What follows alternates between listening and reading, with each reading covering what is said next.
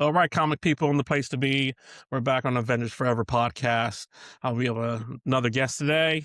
I would say his work it makes him a man of my own heart. I know because his stuff it brings me back to when I was a kid. So he has. If you guys don't know, he's done the Adam West Batman 66 series. He does some Johnny Quest, some Space Phantom. Yeah, Ghost. Space Ghost. My fault. Yeah. He also did Nega Duck from Darkwing Duck. I did the alter ego of Darkwing Duck, and then like I know he dabbled in Angry Birds, Zootopia, and for our purposes, I would say he's the damn best writer of Avengers 58. We know them as Agents of Atlas. And he has tons of Hulk stuff with the Red Hulk. And of course, Thunderbolts, who Jeff may not know. We consider them definitely Avengers related since it's under the banner. And so, ladies and gentlemen, please welcome Jeff Parker. Thank Hey, Jeff. Thanks Yeah. for coming on. Yeah. Yep. Thanks. Thanks for giving me an hour to warm up before I came on. Well, As I don't know what coast I live on. So yeah. That's yeah. all right. We're not sick of each other yet, so it's Yeah. all good. Well, Good. yeah. We'll just say Excellent. you No. had to stretch. I know at my Yeah. age, I got to stretch for everything. So, Yeah, it's like, I so do. it's true. yeah. So, like as we were saying, Jeff, again, thank you. And when we got you on the show, Mike here, he is a huge Hulk fan, a huge Hulk fan. And when he said, Is that true, Mike? It is. It yeah, is. I've always liked it. Yeah. yes. So he was like, I definitely have some questions queued up about his Hulk run. Because I don't know Cool. if you know, so Red Hulk is coming up in the Armageddon series Marvel's putting out soon in June. So Oh, okay. he's a big character in it according to the publications, and we said what better way to talk about a coming series in Marvel than to bring up the guy that wrote tons of Red Hulk. So Mike, cue it up, Yes. buddy. Like what you got for Jeff?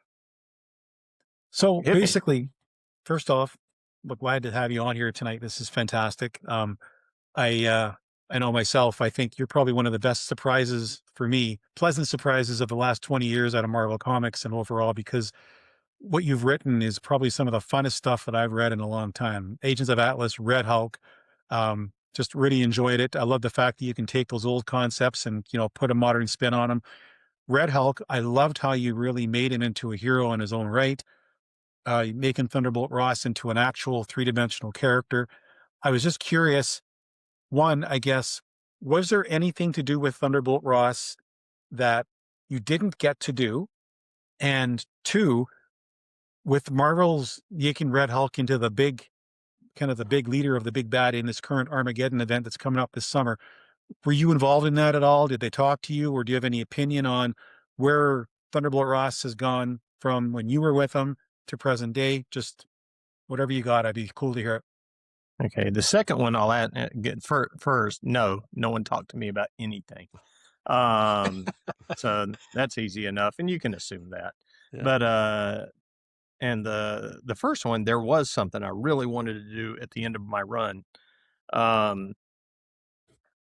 They wanted to do something different, and we ended up going into the Red She-Hulk stories, which I had a great time with. That turned out really nice. But I really wanted to wrap up Ross's story with a 3-part thing where MODOK comes back. And I guess I might as well spoil it because it's not like I'm ever going to get to write it. Annie, the LM that he was having the relationship with, like life model decoy, and MODOK was going to reset her, so she didn't remember Ross, like she was like put back to factory setting, and and that was going to be a good emotional thing for him to end on, as he, loses this person he's come to care about. And I really hate that I didn't get to do that, because that would have been such a nice beefy thing to chew into there for the end of it. And also it brings MODOK back, and he needed to have another showdown with MODOK. And I was going to have some really cool ways he trashed MODOK's various bodies. Because he got into this whole, Gabe Hardman drew this thing, all these modular things that MODOK was working into, where he's crawling around and octopusing and stuff like that. And I hate that. They're always under the gun with budget and when things get approved, and like the demand on them, especially at that time. And I don't think it's changed any, to do something new. Like, we need another sensational weird thing that bumps sales, another change. And I'm like, yeah. So that's a tough thing that you don't get to do sometimes, where, like, no, I had a really good ending for this characters, where it was going to, kind of reset them, put them back, and you wouldn't just stop, like, I don't like when a story just simply stops, and moves on. But that's the tough thing. The one that they did give me that on Agents of Atlas, where they said, we've got to wrap it up or whatever. Can you do in this many issues? And at least I knew, it was going to be the end of Atlas for a while. So I could do something that got you to a kind of satisfying place before you suddenly just got dropped, So, yeah. And that was the main thing. I didn't get to do my MODOK Annie story. And I guess it still stings, because it came right to mind as soon as you said that. So in terms of, you mentioned Gabe Hardman, working with him on Red Hulk. You've also done a lot of work with him on Agents of Atlas. Yeah. How did that collaboration come about? It was just, you got paired together? Did you guys know each other before? How did that partnership kind of work?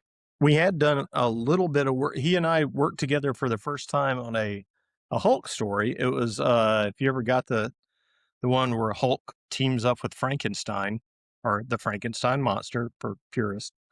And we just did a straight up, like, Halloween monster issue, where the Victoria Frankenstein tricks Bruce Banner and does a blood infusion from him on the monster to revive it, which leaves the monster sort of Hulk strong. And and then they go out and fight first, and then they beat up a helicopter or something, and it looked really cool. And it was a very good Halloween issue. But then when we got into, Leonard Kirk and I did the first Atlas series that kind of brought all the characters back and set up Jimmy Woo as, who's somebody who has been reset himself to his 1950s status, and everybody else. So they're the throwback heroes who all come back together to fit into the modern era. And yeah, Mark Panicia and I, the editor, were both talking about Hardman, because we knew his aesthetic would absolutely nail the things. And then as we got into, like, the new launch for Atlas, Carlo Pagulayan, who I worked with a lot, especially on the Marvel Adventure stuff, and some of the Planet Hulk stuff, was going to be drawing it. But we knew, like, his speed, and it's like, okay, we're not going to be able to get whole issues here. So I planned the story specifically to be flashing back to the 50s. And so that I like to do that. So, there's a reason for an artist switch, not simply, oh, someone can't draw and now it's going to switch to another person. But no, I specifically built it around the two artists. So it's like Carlo is present day, Gabe was in the 50s. And I thought it worked out great. It made sense for the visual change. And Hardman doesn't even have to look at anything to pull the 50s out of his hat. He knows it so well. He's such an old movie buff, and he's a director and storyboard artist himself. So he's got more reference than anybody, and kind of almost doesn't need to do it except maybe to pull out an old supersonic jet or something. Maybe he had to look that up, but maybe not. Oh, great. I 'Cause I forgot know where that, I just rambled, and I forgot what the original question was, but I hope it got no, that answered in was, there somewhere. yeah, well, you answered it for sure. One thing, I mean, I guess for going into kind of bouncing around a little bit, but Agents of Atlas, um, obviously there was the what if issue of the Avengers back in the day that kind of posited that whole group. And then Avengers Forever, kind of had that pop up in there. How did Agents of Atlas itself kind of come about? Did you come to Marvel to propose that idea? How did that kind of revival come up? Because the way you guys pulled it off was great. It was back to Mark Panicia. He was looking through old what ifs, and he hit on that one. What if there had been a secret Avengers in the 50s? And that's what we were originally going to call it, the Secret Avengers.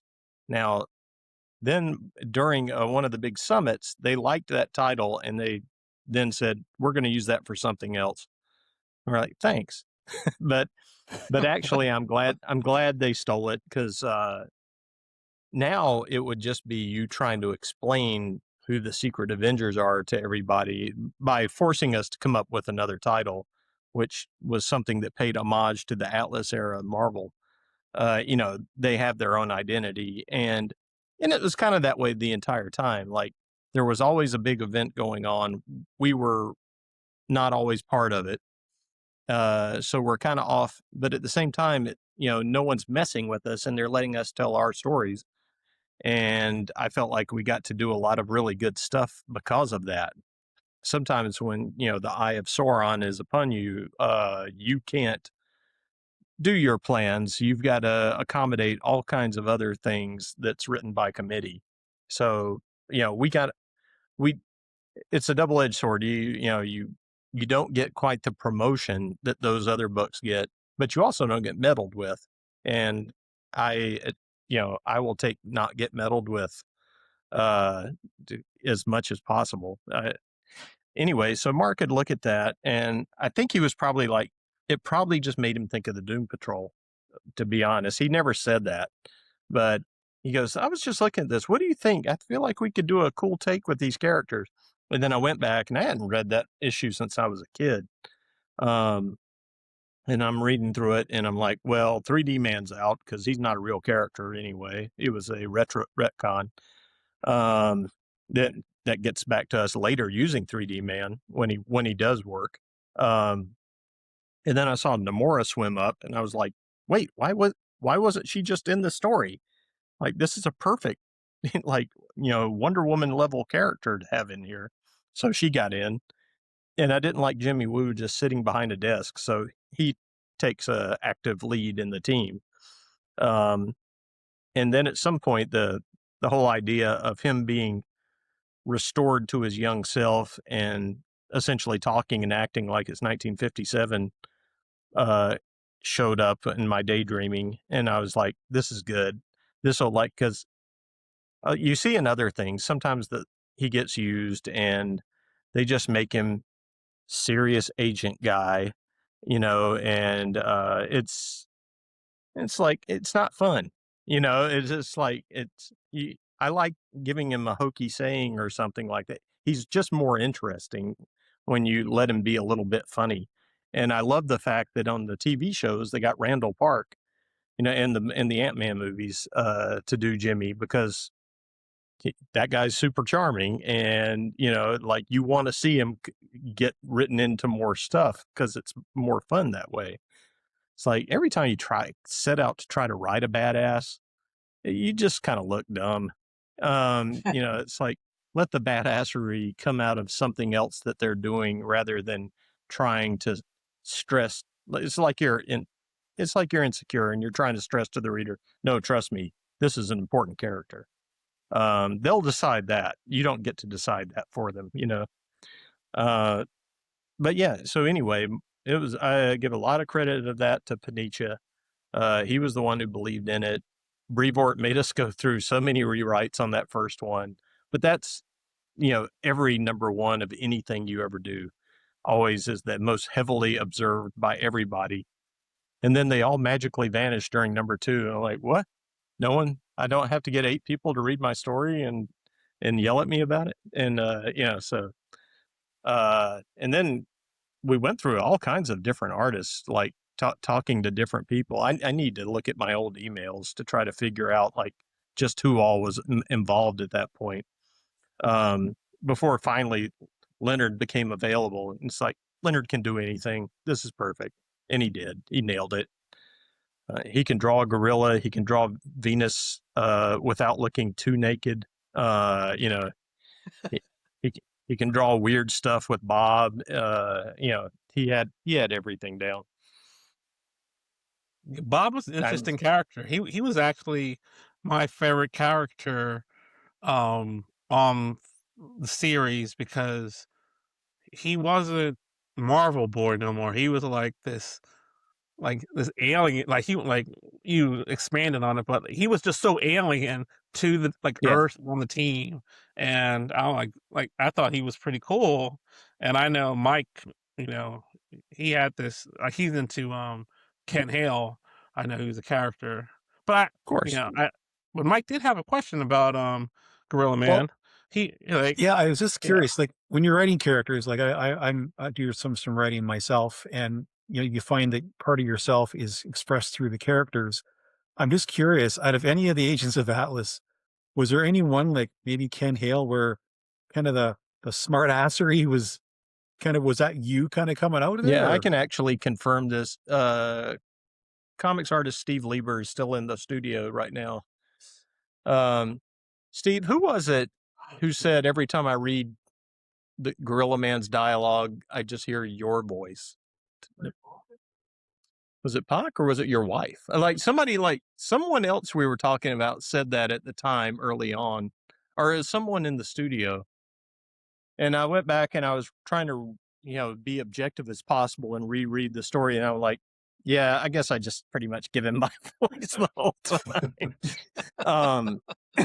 Well, because Gorilla Man, he's also kind of the stand-in for you, he's the one that just will go ahead and say what everyone's thinking, and make the joke and everything. And because he's a gorilla, everybody lets him get away with it. What are you going to do? It was fun. The nice thing was that they would occasionally, like a lot of people behind the scenes at Marvel really liked that series. And people just thought I was just going around pushing Agents of Atlas on everybody. And I absolutely was not. But they would let me know like, hey, we've got a little bit in the budget this quarter. Like, could you do 3 issues of something?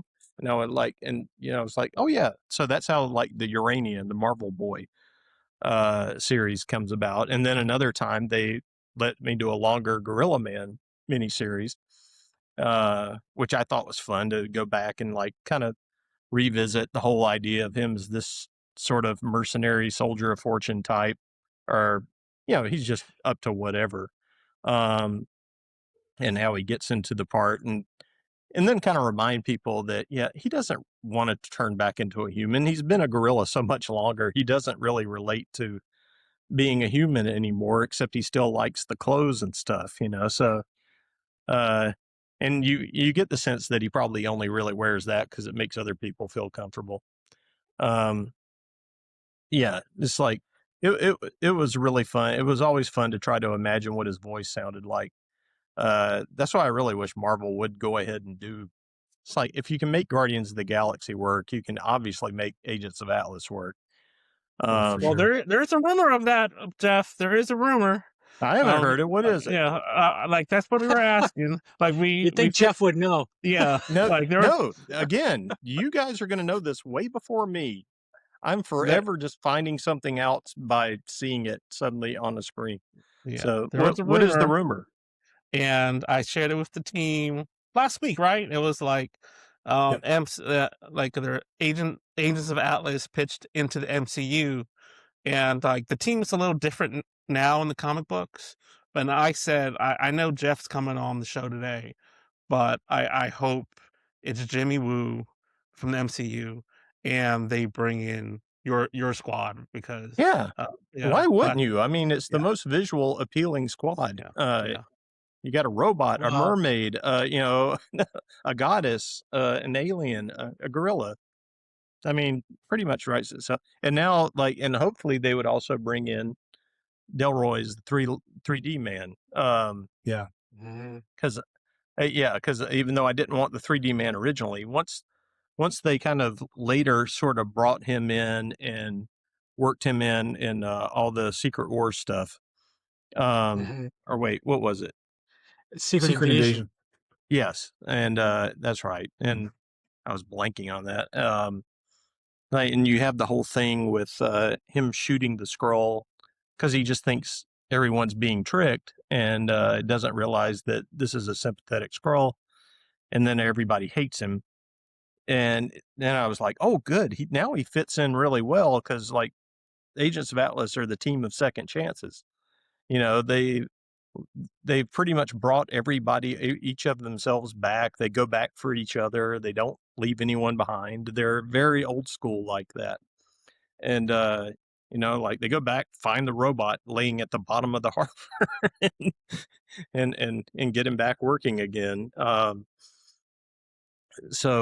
Yeah, then 3D Man in that last story we did, I thought, he was a natural to kind of follow him as your point person and tell the story that way. And look, then I got to work with Hardman again, which was fantastic. And I even drew a couple of pages myself for one scene that I was like, when they're sort of in heaven or whatever, and just kind of playing with the afterlife idea. Um, but yeah, I would have liked even more time on that, but I was happy with the way that ended. So be nice. It would be nice if someone would contact me if they are going to do it because, I'll be very helpful for money. Yeah. It's like, That You should heard it be here, everybody's folks. motto. I'm very helpful for money or something at the bottom. 100%. Awesome. whenever you're good at something, never do it for free. Yeah. No, well, people, you know what? Even when you try to do something for free, then people devalue it. It's like if you try to give away something on Craigslist, just sell it for $10. Then everybody's on it, but if you try to give it away, it just sits there. It's just the way our Western minds work, I think. That's true. Yeah. Not that, but still, don't work for free. No, of course not. That's silly.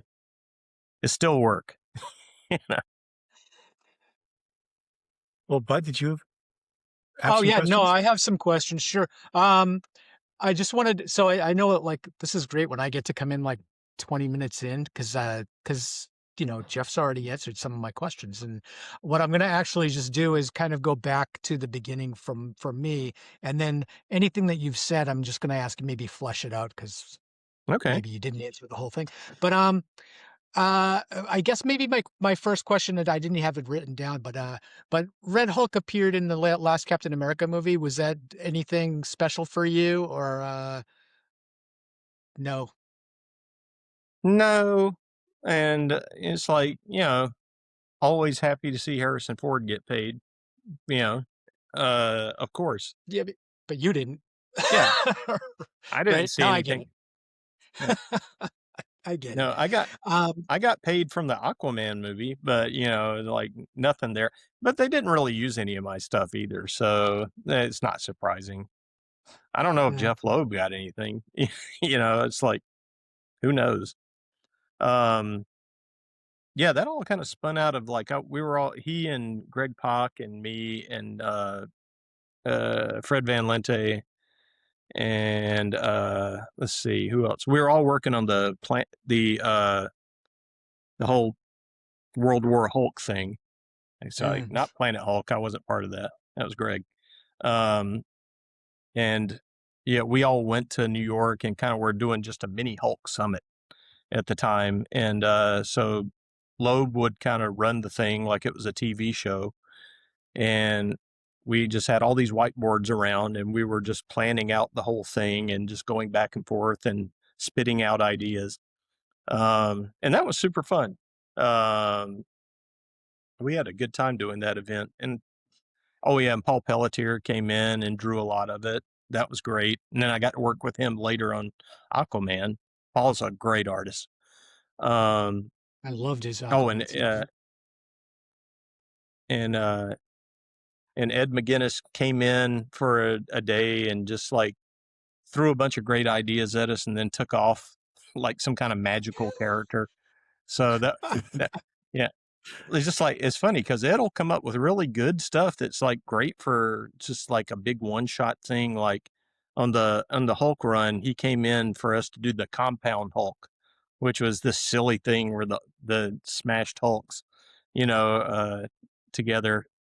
And like he would just come up with all these great bits, and then I'm like, okay, you've sort of written it for me, but I guess I'll break it down further. Um, let's see who else was working on the Red. We had a number of artists on the whole Red Hulk run.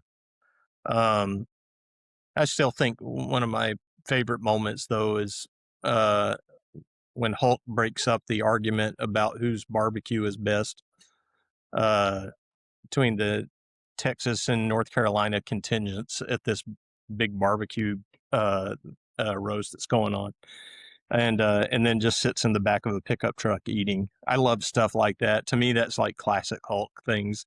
Um, Hulk eating things and seeing a deer in the woods or whatever like that. I love that stuff. So I want to depart from Marvel for a second and just kind of talk a little bit about Later, Marvel. your Okay. well, I'm coming back to it. Don't get comfy.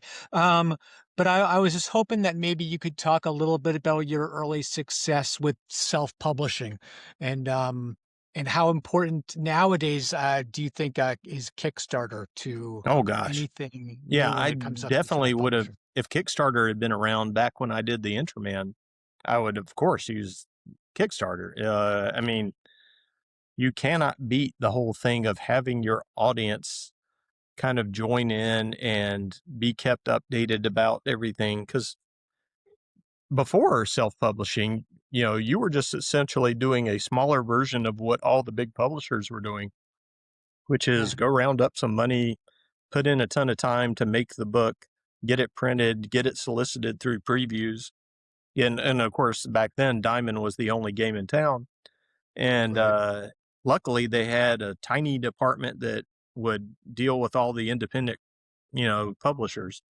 And that's who you would talk to. And, you just sort of, that was very, I don't regret it though, because it was like incredibly important to learning how the whole system of comics work. I was going around to comic shops, just talking to retailers. Retailers have plenty of opinions, and they're going to tell you if whether you asked or Right. not. And but they were giving me some great advice about stuff that works in their store, and what works in one part of the country doesn't work in another. Sometimes even in the same state, what works in one part of the city doesn't work in another. So you start to like make notes and start to learn like, okay, here's what the retailers in Florida want, and here's what the ones in Michigan want, and stuff like that. Um, yeah, it was a great education. Um, and it did make me learn that I don't really like fulfilling, uh, uh, doing the fulfillment part of it. But, that's why that's an important job for someone who is not me. Getting all these books safely to their location so that they can be on shelves is a real Herculean task. But I enjoyed it, and I did little things like at the time, there were more before everything became about going to Twitter or Facebook because they didn't exist. Facebook was starting. No, it didn't. It didn't exist. It's like I try to remember the timeline of that. Um, but everybody would go to say like Newsarama or Comic Book Resources to read about comics, and so you could pay for little web ads up in the corner. So I was making little ads and like drawing little pieces and making my art and things and making a little GIF because it had to be under a certain size and stuff like that. And then you would hit it and it would link and send you to whatever website you had made to promote your book. And then you'd sit there and track that and see how many people were going in. And that was super useful because I got to see like, okay, here's what works in an ad, what makes people show up, how many you run ads. Frequency, of course, is super important. And now as much as Kickstarter makes things more streamlined, that part of it's kind of gone. Like it's harder to get the word out, I think. You can go on social media and stuff, but it's still like there's a lot of people that, aren't on Blue Sky or whatever I'm on. And I'm not going on Threads, and that's not going to happen. And Instagram doesn't let you link out. They don't let you can't simply send somebody to another site. The best you can do is just print up pages there and hope people see it when it rolled up in the algorithm. So it is kind of nice having Kickstarter and people start to build a loyal following. Like I recently did a book called Blighter. Do I have one of these back here? I do. Wait. Nope. I keep grabbing things that are not what I'm talking about. Why don't I have a book? I must have given them away. Anyway, it was this tiger man Steve. this tiger man who fights monsters. Yeah, where's Steve? Now he just soared out of here, went to get something to eat. It's the end of the day. No one's in here. And then some people show back up at nighttime for the second shift. But yeah, I did Blighter through Kickstarter and that was helpful. I found out Kickstarter wasn't as stressful as I thought it would be. At the same time, I didn't really leave my computer very much because I was always glued to like what the results were. And then I felt bad about bugging people with updates. So I started doing a comic strip that was about my dog, just so there'd be some, something new, a little feature to share with people when I did the updates. So I ended up doing more work because of it. And that's kind of a thing. That's kind of like what people on Patreon. They end up making so much content for people on their Patreon things, it competes with whatever they originally started the thing to do. That's okay. I got good at drawing my dog, so that really helped. And so I want to do something soon on Kickstarter again before I lose that whole base of people who supported me, and just show them. And I was thinking of maybe doing something that's purely digital, so I didn't have to go to a printer. I don't know if people would go for that. I'm trying to remember how many people. Everybody who got a book got a PDF of the book too. But I was thinking like, well, what if I did a 40-page thing and just charged like $1 or $2 for it? Like, would that go over? And then it doesn't punish people in Europe, who would have to pay a fortune for shipping. And come on, everybody's running out of space. Look at your your place back there. You don't have room for more books. I don't. That's why I have those. You need digital stuff. I have that too. So yeah, that's when and so if you guys ever talk about that sort of thing, I'd love to hear what your thoughts on that. Like, how much digital do you read? And it's like, are you okay with it as long as it eventually becomes a book? I'd like to hear any of that. We were just talking about it a minute ago, weren't we? Right before you showed up. Good. Like all my stuff I read now are digital. But I miss the feel of the paper, like on my hands. But yeah, I prefer the paper. I know. Yeah, like I prefer the paper, but it's just convenience because life gets busy, Yeah. and like digital works. Well, I know, like Yeah. with my job, I travel a lot, and I used to bring a stack of books with me, and of course, that's a big pile of weight. But now it's just like it's on my tablet, so that's convenient. But like you say, I do still prefer the physical. Yeah, me too. Except here's the other thing: as I appear to be aging, my eyes don't quite do the microscopic thing they used to do. And then I'm like, Yep. I can only get the book so close to my face, you know, or whatever. I do break Yep. out my giant Sherlock Holmes magnifying glass, but sometimes now when reading digital, I'm going, wow, this is great. I can just keep pinching it out and Yep. everything. Well, I got computer glasses on here right now just because of the screen. So yeah, I hear you. I set mine for panel by panel, so I can just. I don't do page by page anymore. I do panel by panel. Now, the panel by So panel thing is kind of neat because, I still think of them in terms of pages because that's mhm, most of what I do. But like when we started doing the Batman 66 book, if you remember, it was originally a digital first. And so we were working with the increments of like a half comics page. It would be yeah, that and that. And so like the first artist, the lead off artist was Jonathan Case, who's amazing. And he and I were just sitting around brainstorming like what we could do since we knew how it was going to be uh, fed to the reader, as you click through to keep getting a new panel. And the one thing is nice is like, you used to always think in terms of you had to figure out what the page turn was uh, for you could do it like a big reveal. Someone pops up like another Catwoman or whatever. Um, but with that, everything's a reveal. You can sneak something in and surprise a reader anywhere in a story because they can't see the next panel coming up, and that's kind of fun. right. But it also, the whole thing ended up working really well for us for a while because the digital experience lent itself very well to the 60s pop styling of doing the bam, pow sort of thing. And one thing I liked about it was I've always gotten frustrated with, like, I would go back, especially when the Marvel books were coming out, and I would check to see how people were liking the story. And then you'd see some people, and you could tell their review came from just standing in the comic shop, freeloading it off the stand. And, they're like, they missed half the story. And I'm like, did you even read the book? And you realize they're just sitting there going through it real fast and assuming like they get confused if it doesn't do what they were expecting, which is the idea, what a story's supposed to do, really. Um, and they don't read it closely. The nice thing with the way the digital progression worked is like they had to read the balloons.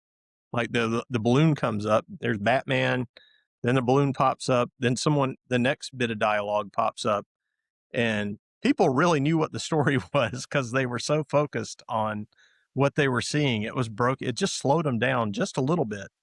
And when you're doing comics, slowing the reader down is such an important thing.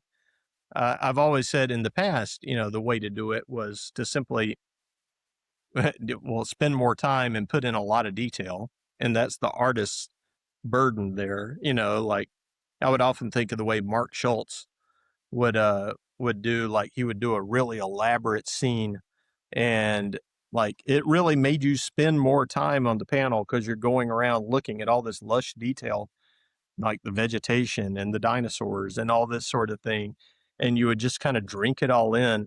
You didn't blast through it. It wasn't like, Mhm, here's some speed lines behind my head, you can progress. You get that sort of little, it's like you have a deal with the creators, like the artist put a lot of time into this, and I'm not going to just blast through his work. I'm going to see what they did and really appreciate it. At least I do, especially I paid money. I want to get my money out of it. mhm.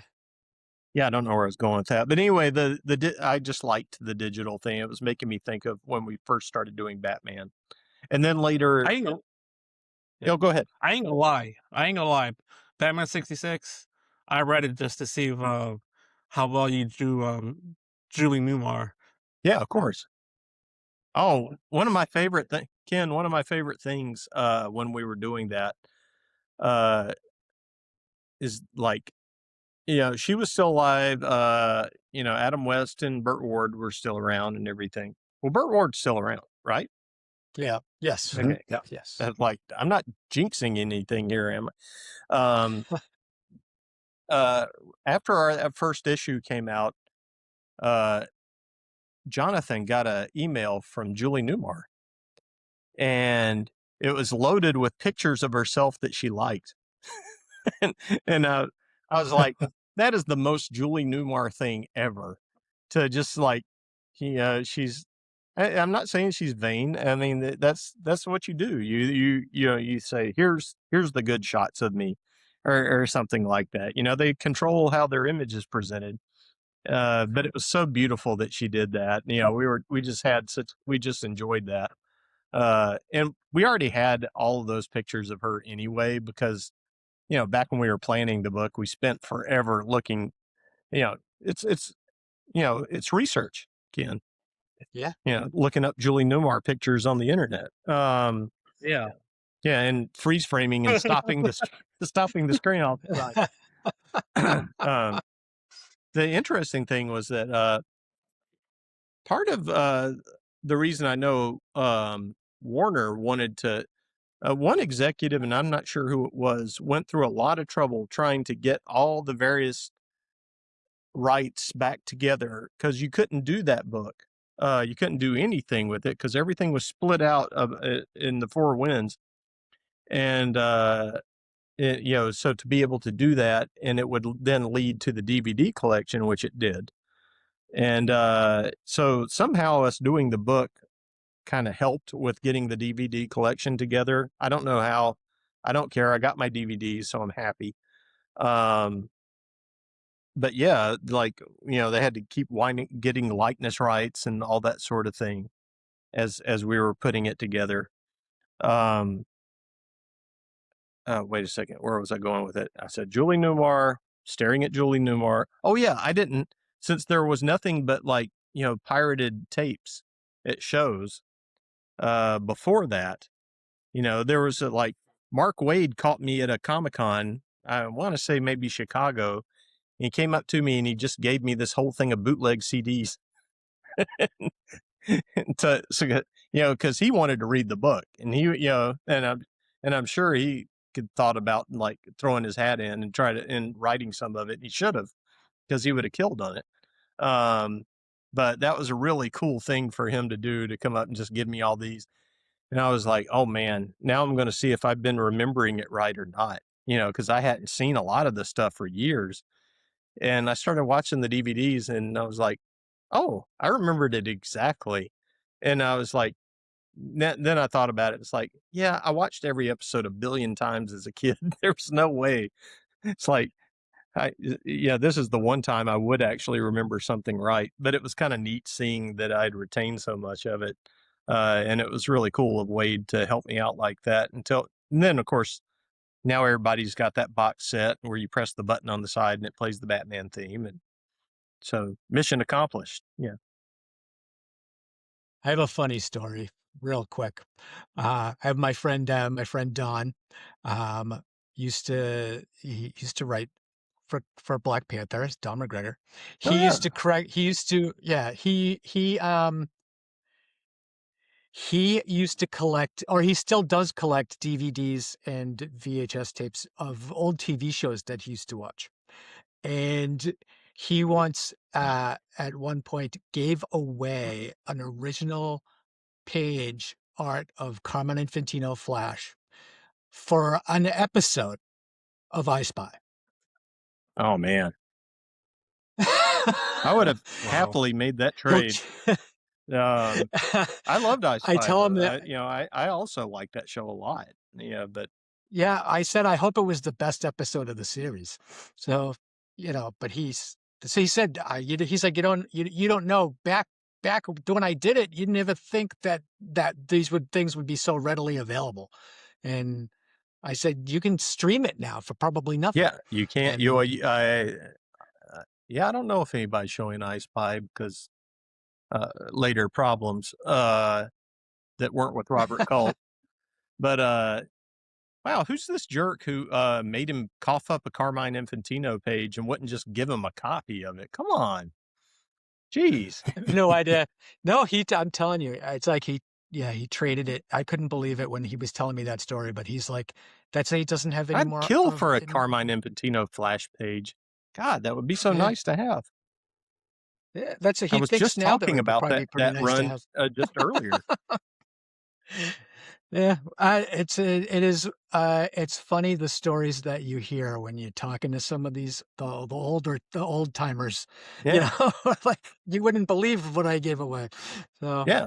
it's We're we're constantly talking to the younger members of the studio about this kind of stuff too, like how we'd like, couldn't easily just get everything online, so we had to. I heard somebody in the next town over, uh, they printed their name in a fanzine, so we got in contact with them and looked them up in the phone book and tracked them down. You always had to yeah. do all this serious detective work to try to find something you were into. uh, Not even that long ago to me, like the 80s, you still had to do that. Yeah, that's how Don McGregor met Jim Steranko, was he used to write into the Shield comic book, Okay. and then he met him at a convention, and Jim remembered him. He said, "You're Don from my letters page." He said, so I was like, "Wow, you're in." So That's hilarious. that's awesome. Yeah. All right. So back to Marvel. But thank you for answering that so honestly and graciously, because it's tough when you're talking sometimes about uh how hard it is sometimes to even get into the industry now. Whereas now, like, Kickstarter is still tough, Yeah. right? But not as tough as self-publishing, right? Or is it as tough? Still the I same? don't know. I wish I had gotten. It would have been nice to do a Kickstarter like a little bit earlier on before there was so much on there. Um, Yeah. but somebody who's really good at our friend and studio mate Ron Randall does his Trekker books through Kickstarter, and man, he'll even like he came in and we do a mentorship program, and he came in and talked to the mentees and just kind of walked them all through all the stuff he does at Kickstarter. And there's so many things about that like you've got to be on top of and take into consideration, like what time you start the campaign and when it wraps up. You don't want it to wrap up in the middle of the night, where you can't juice it for a few more, bids or something like that. And you talk about merch that people want. Like there's things I never considered because I'm like, well, I don't care about enamel pins, but other people cared a lot about enamel pins. Mm. And you're actually kind of leaving money on the table if you don't do, say, like a challenge coin or an enamel pin or something like that. And some people are very geared to that. Our friend Carl Kiesel, like he loves making stuff like that. He just enjoys every part of the process. And I don't know many people who are into all of it to that extent. But that's why Carl and Ron do these very successful Kickstarters, and they're very solid. Like they've got their base. These people are looking for their stuff and they're willing to wait, say if people have other things that take their attention for a while. And it's kind of great to have a relationship with your readership like that. Well, I want to say one of the things that I love having creators on is I get embarrassed learning how to actually pronounce some creators' names, because I know Carl Kiesel. I've been pronouncing Kessel for my entire life. Well, yeah, because you think it's the Millennium So, Falcon's famous run or whatever. hey, you learn something new Yes, every day. Kiesel. It's definitely Um, Kiesel. it's Kiesel, and But you can ask me I any will of them stand right now. I know corrected. most people's pronunciation. I'll totally. I find myself correcting people a lot sometimes when I get corrected. So, I correct yeah, them a if it When lot. you comes, said I correct them all when the you said time. Paul Pelletier, I'm like, oh crap. Yeah, I've been seeing Pelletier. Pelletier. Pelletier. Yeah. No, Paul's from. Yeah, you're not in the. Yeah, Paul's this famous He's from Frenchman what? who comes in. He's from Maine. He's a, he lo- Maybe. he looks and sounds like a Mainer, um, or whatever. Couldn't be better for suited for that sort of thing. And who's somebody else? Everybody always gets wrong. Okay, how do you pronounce uh, famous Daredevil and now Batman and Robin? artist, Chris, spelled Samnee. How do you say it? Sammy? Is it Samney? It's not Samney. It's not Sammy. Is it Samney? Well, I like some. Well, now it is because I like that. No, it's It's Somni. Somni, Yeah. Zombie. Oh, jeez. like insomnia. That's actually a perfect way to think of it. He Okay. drinks more coffee than anybody I've ever known, and yeah. So he's All the right. one. A lot of people don't get Chris's name right. And it's funny. I've seen him correct people and nicely because he's a Midwestern guy. And then they'll go, okay, thanks, Mr. Samney. And they go right back to immediately the default setting again. But bear in mind, Jeff, like Bud's the guy that can say Sienkiewicz with no Yeah. problems. Everybody finally knows how to say Bill's name. It's because it's spelled like that on his Twitter. Sienkiewicz. Yeah, he finally and he started. I think he started That's doing right. that with his business cards years ago. Like he started just spelling it out so everybody would see it. I knew how to say it simply because I was friends with the artist Chuck Poikiewicz. And once I learned his name, I was like, oh, okay, Bill's works the same way. So I get it now. So, not Stinky Winks or whatever it was I thought it was before. Who did you correct me on? I can't remember. Who did I correct you on? This was last week. I don't know. You said you were just going to correct me on someone. You were going to say, no! I I correct you a lot. I correct you a lot. Oh. With like he has a New England accent, and it's because I dropped the R's on everybody. Yeah. That's why. So you're Jeff Paca. It's not because I don't know how to pronounce it. It's because I dropped the R's. It's Jeff Paca. Yes. You didn't know that? That reminds me. I want to go back to the Boston Con. I've been trying to get back on that show again. I had such a great time last time I was there. So Boston Expo? Yeah. Okay. Yeah. That's the one I don't go to. I go to Rhode Island and Terrificon down in Connecticut. I need to go to Terrificon. I've heard that was pretty good. And that's my favorite show. And it's on the same weekend as Boston Expo. Have you been to that Granite State show? At the I just oh no, I went to Little Giants. That was 2 weeks ago. But I will probably make the trip up to Granite. Yeah, I went there one time, and I might be able to get to go back to that because they know I'll stay with Craig Russo. So I'd love to go back up there. That was a good time. I just like that region of the country. It's fun to eat and drink there. Yeah, it sure is. All right. Let me get my question up before we run out of time. All right, I got a couple of questions that I put in a row here. So, you're very comfortable with Silver Age stories. We see that from Batman 66. The Agents of Atlas kind of it's set in almost some throwback characters there.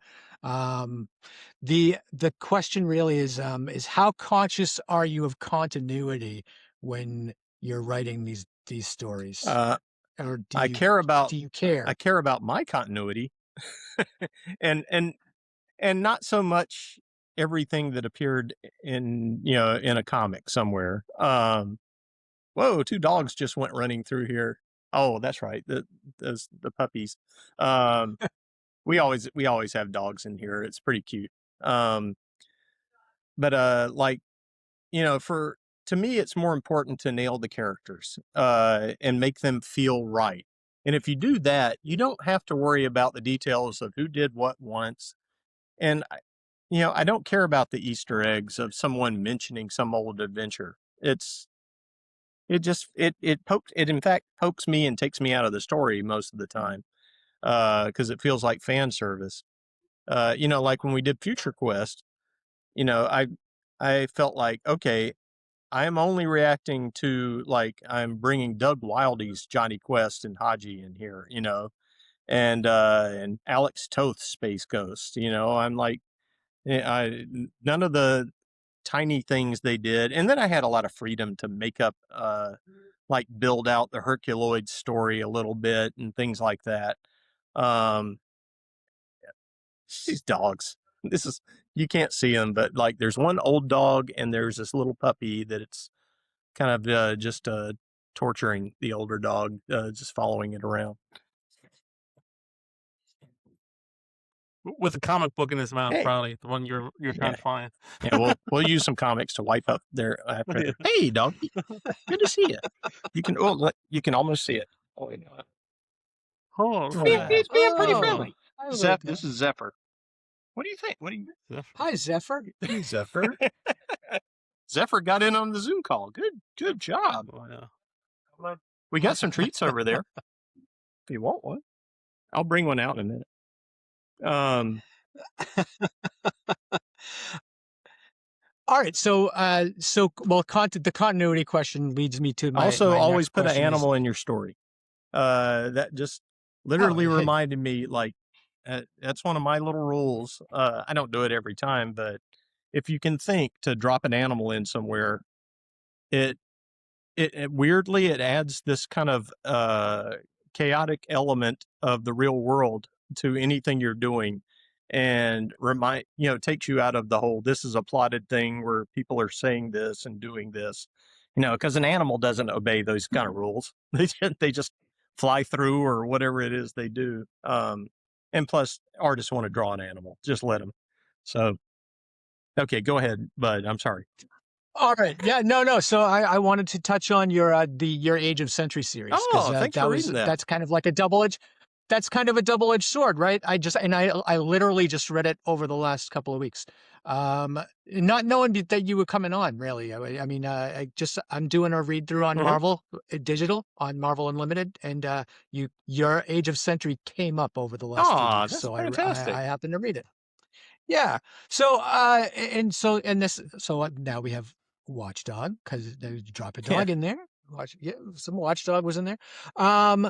Can you talk about how fun that was to write, or was it not fun? It was so fun. Because it seemed like it was a lot of fun. I think you can. Because you were able to. I think you can tell how much fun Paul Tobin and I were having, and Nick Dragata. It's like we were just having such a blast, because it kind of turned into a one-upmanship sort of thing where, like, Paul and I were trying to, like, bring back stuff we loved from Silver Age comics, and Mhm. and things that felt at home in a Silver Age comic, if not necessarily a specific thing. And like, he and I were both doing it. Like, we would get the scripts and then, like, oh, I hate you for getting that before me. Like, like I got hillbillies in there, and then Paul was mad because I got the hillbillies first. They drop in the Easter eggs, unless they're fake, then they're fun. Then it's fun. Yeah. It's like, but it's not a specific thing. I'm just not, I don't like continuity in that way where it's like, all counting. But there was a weird thing in that. Do you remember the one where Truman Capote shows up? Yes. Which you didn't expect for Truman Capote to be in the Marvel universe. I did. No. What's his power set, and like, how much can he press and stuff like that. But that was because they were originally doing a here's the funny thing. If they get started before we end, I'll let you listen. Like, my landlord of this building and his friends all play bluegrass on Monday nights out in the hall. Oh, and they're really Really? good. It's like, so you may suddenly hear some warming up happening. That's why the dogs are suddenly appearing. Because you can't stop a dog from running into a comic studio. That's not a thing. But he looked like a Kentucky bluegrass dog. yeah.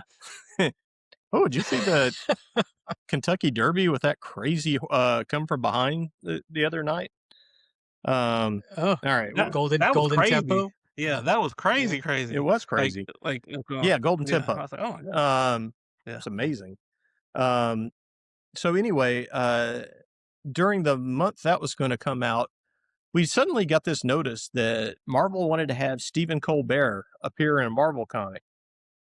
And the way it was originally communicated, we thought he was going to appear in a lot of comics. So it was like everybody was trying, and they told us, can you do something that gets Stephen Colbert in? So I was originally going to have Colbert appearing in the 60s or whatever the time frame is for the Sentry at that point, uh, as another reporter. And then they, like, I had written this whole thing, and that's why there's Ursa the super bear in or ultra bear or whatever it was I called that bear.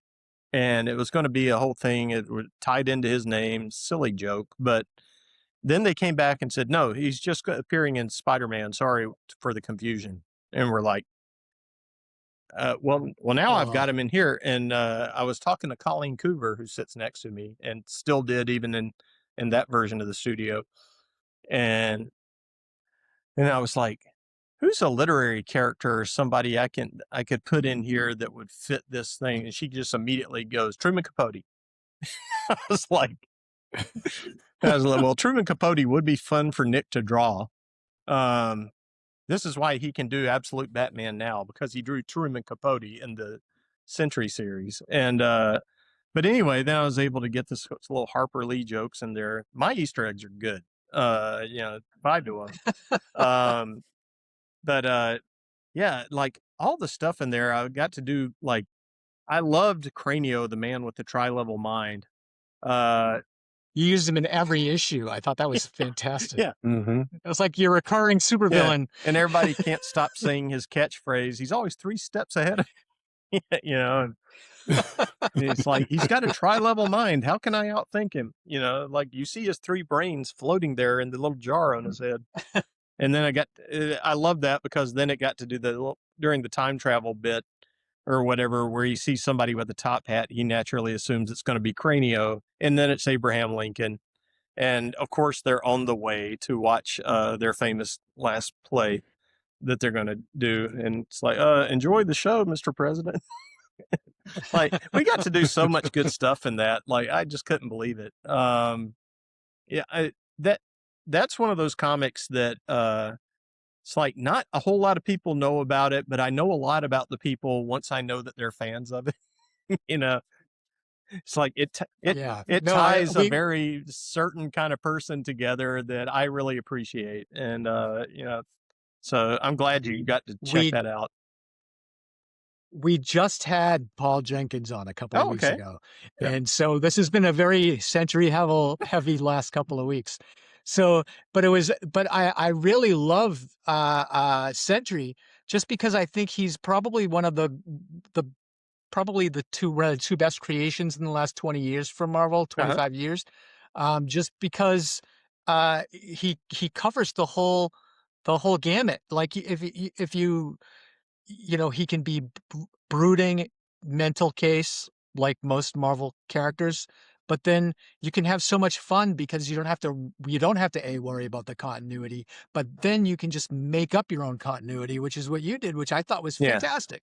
I'm like, I kind of want to see, Cranio, the tri-level man, and show up again, and like, what is he doing now in the modern Marvel universe? Like, Dr. He should Doom? show up. Like, somebody put his brains back in the jar, got him going again. I don't know. Like, I really liked I saw that Thunderbolts movie, and I liked Bill Pullman's son, whose name I'm forgetting, as him. Lewis. What is it? Lewis Pullman. Yeah. Okay. My God, man. That guy is directly cloned from his dad. He looks so much like him. It's hilarious. yeah. Wyatt Russell too. Wyatt Russell. Yeah. Oh, yeah. Oh my I love God. that Wyatt Russell that they did the whole thing. And did you watch the Monarch show at all? And he and his dad are playing the same character at different times in their life, and they just occasionally Monarch. It's the Godzilla show. Monarch's like the Age of Monarch's Monsters, like the secret group who tracks giant monsters that are for some reason a secret around the world. But anyway, like, Wyatt and Kurt were both on the show playing the same character, and it worked beautifully because, like, there's no mistaking whose son he is. I'm a big Wyatt Russell fan. I like everything that guy does. Mm. So, let's see. I think I have one more question because I know you answered a lot of them for us already. Um, now, and this actually is going to go back to the beginning of our podcast, where you kind of like the vibes I was getting from you from your time at Marvel was that it was that you weren't happy with a lot of the stuff that was going on. But my question really is, and maybe I know the answer to this already. It's like, what does it take to keep a concept alive in Marvel these days? Because it seems like you broke the code with Agents of Atlas for a Mhm. little bit. Like you actually, your book in 6 issues built a fan following, which almost never happens anymore, and actually kept that concept alive for years. But between some relaunches and some miniseries, and then you even said that they came to you and asked you to throw something together for a few books, Yeah, right? So what uh what does it take these days? Do you I have. know, or I do don't you? know, and no one else does, because you constantly see people trying to. People complain like, "Oh, Marvel and DC aren't doing any new characters," and it's like they try. They just don't stick. Hmm, It's really hard to get characters to yeah. stick. I feel like Atlas kind of sort of did a cheating runaround by bringing back just characters so that everybody could reluctantly go, "Okay, I guess they did exist before."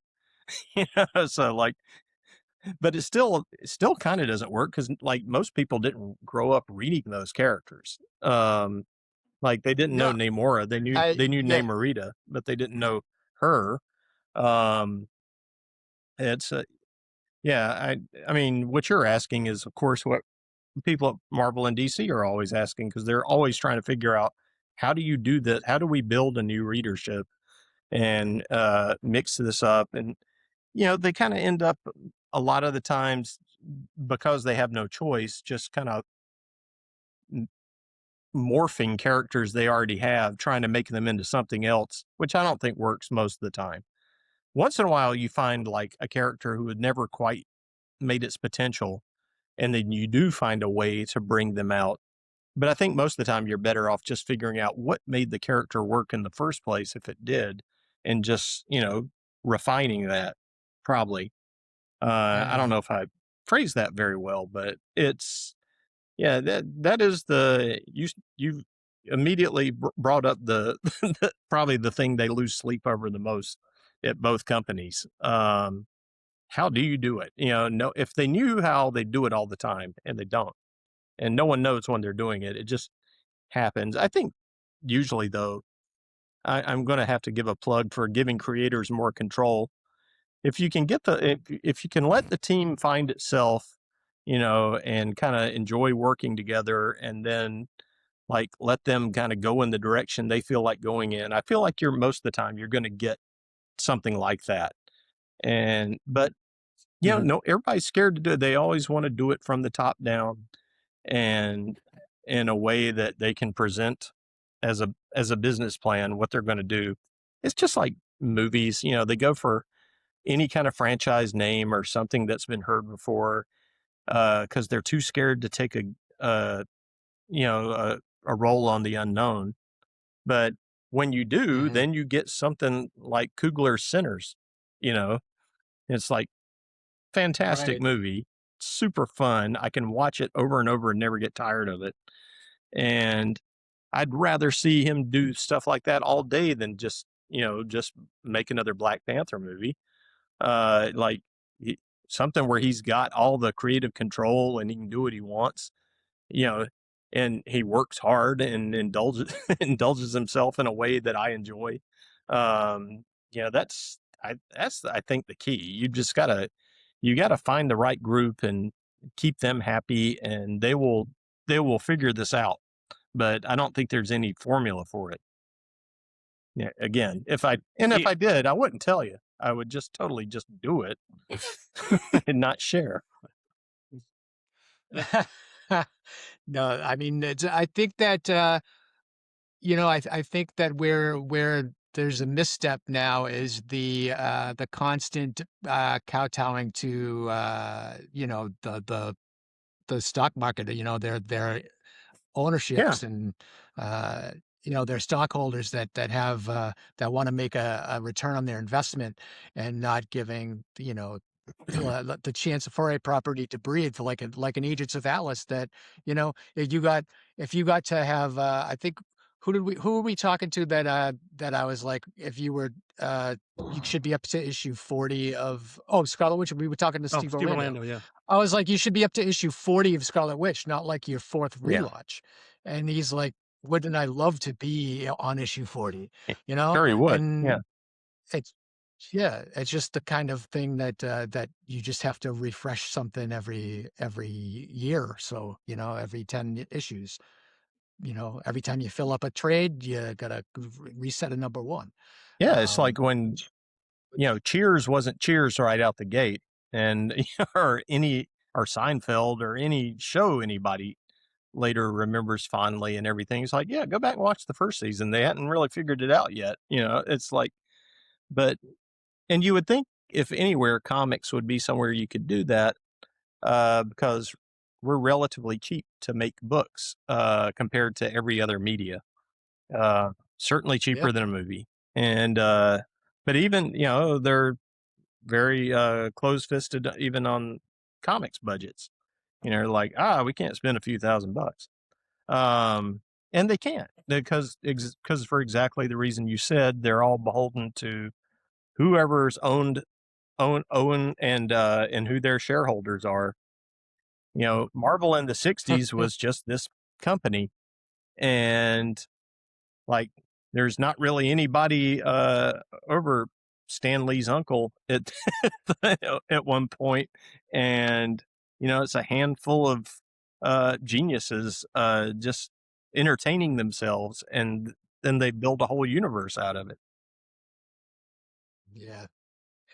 Oh well, too bad. I think eventually someone will do it again. Yeah, It's they just will, and hopefully they'll just say, you know what, I'm not going to make my company public. I'm just going to keep it private. I wish they would. It's just seems like yeah. once everything goes public, then you immediately start drifting away from the thing that got you there.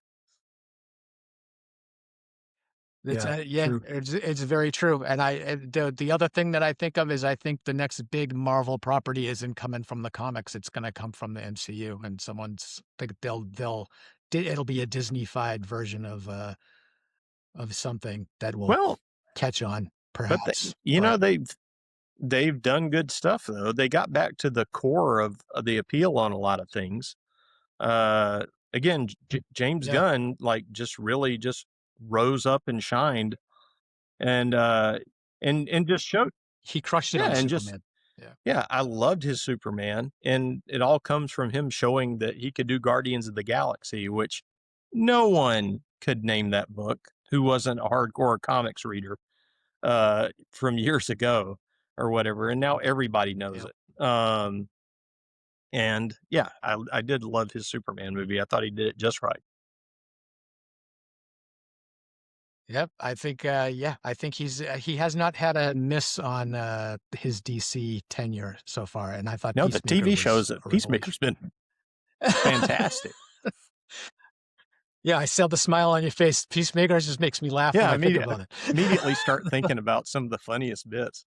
It's like Yeah, yeah. just immediately think of Vigilante meeting Vigilante, and it's like, so good. Yeah, that was excellent. You talk about not knowing what's going to become the next big thing per se, and Guardians did what it did. I always imagine when Guardians came out and took off, that Dan Abnett and Andy Lanning were sitting there going, "Wait, what?" Because they did those books for 3 years. They made him so good, and then Marvel kind of Hmm. ended it off. And then the movie comes out, and it's like, wait a minute, Yeah, wait a minute, yeah. we were doing No, that. I can Yeah, exactly imagine what they were feeling like, just being going from something you had to try to convince people to just even read an article about to something everybody knows about. Oh yeah, Rocket Raccoon, Groot. Everybody knows Yep, them now. Like that, yep. those movies also and then because of the soundtracks Gunn was picking, like a whole wave of kids got good musical taste, except for the Pina Colada song. Like everybody was like I remember coming in one night, my son's listening to some Bowie, and I'm like, "Hey, cool! Like, why are you listening to good stuff?" And it's because he's just listening to the thing throwing the algorithm up from like some of the Guardians music, and I was like, "Oh man, this is great! I owe Gun for this one." Well, now that Yeah, you my I think mentioned kids they were now doing that you that. mentioned it, we didn't tell you, but we had planned a little dance off right now, Jeff. Is that the So way you always end the show? yeah, yeah, yeah, yeah, little, you know, a but little cheer Dennison. yeah, but Anything yeah. for ratings. Yeah, Jeff, can you tell us what you're working on now, where we can find you online, Okay. anything that you want to talk about that we haven't touched on that's important to you? Yeah, let me get my plug in. It's like, here's the part. Please. I have just completed a 200 page book called The Stitch Book with Lilo and Stitch as if they're doing their own journal. Um, and I drew it too. Yeah, there he is. Thanks, Stitch, for coming on. Um, Yeah. and this book's so fun. It's one of my favorite Disney movies, and so it's all like just based on the movie, nothing about the TV shows or anything like that. Um, and I'm probably going to do another one of those. And yeah, I think it comes out next week, actually. So this was great timing. Thank you for Fun. checking with me. Um, Yes. you can find me online. My website is jeffparkerwrites.com. I actually just updated it for like something must have happened in the universe because I haven't done that in forever.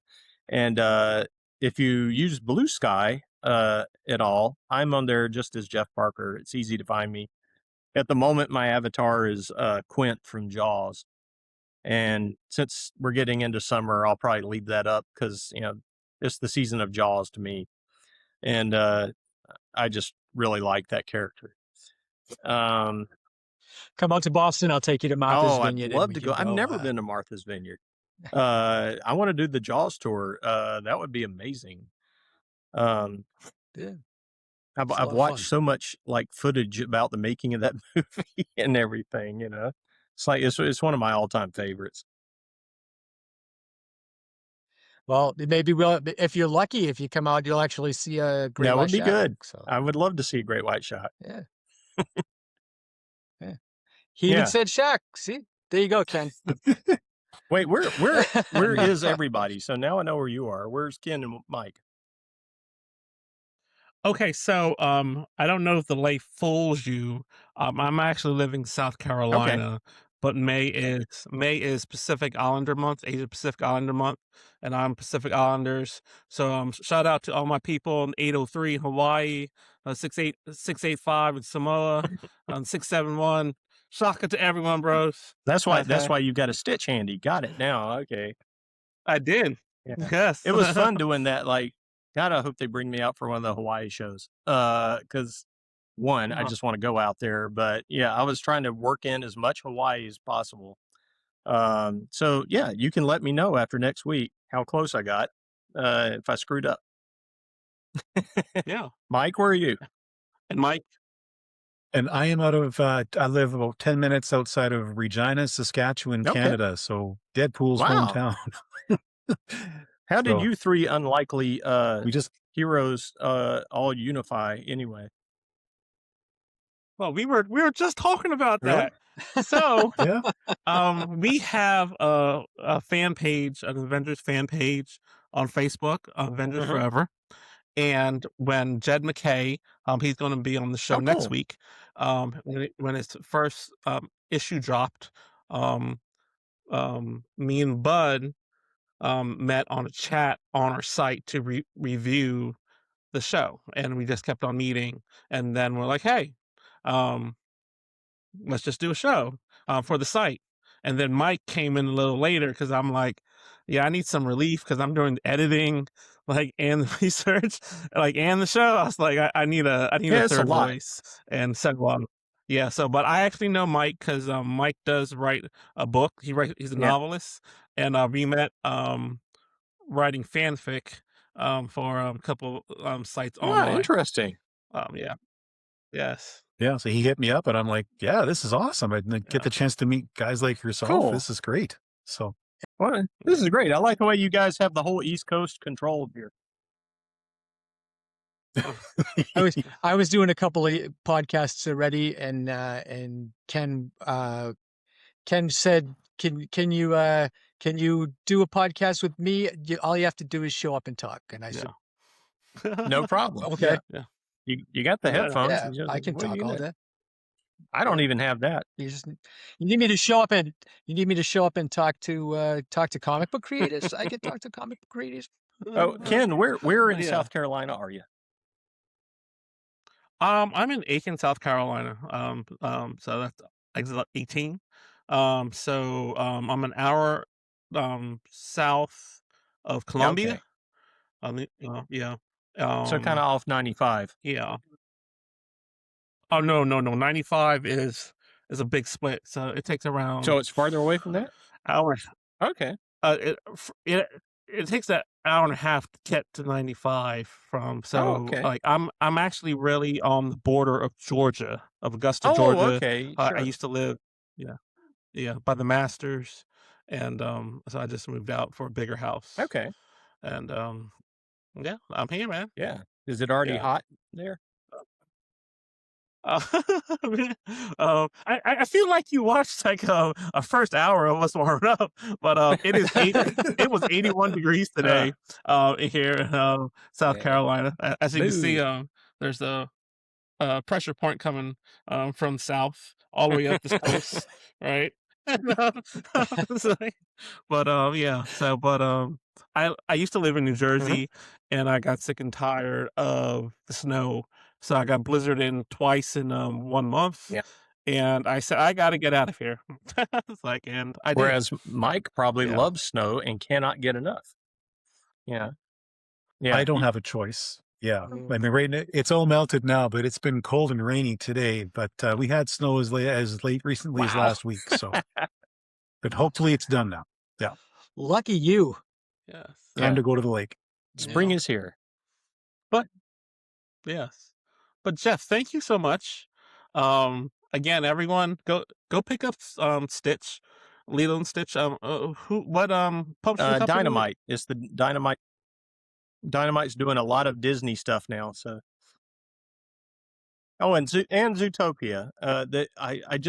I forgot. Somebody just threw online earlier that they've collected the Zootopia run I just did, and it's all in one book now, and you can get that too, which it goes around well if you Yes. just watch Zootopia 2 and want to read more stuff. And see, It's a look big at that. Jeff Yeah. Parker word. Yes. Yeah, just get all my stuff, Yeah. man. Why don't mess around with these? Yeah. Go get it. Yeah. Yes. Go get it. Like everything else. Remember, Ohana means It family. does. And as of today, Jeff Parker is part of our family. Mahalo. But Jeff, mahalo. Yes. All right. Ladies and gentlemen, till next time.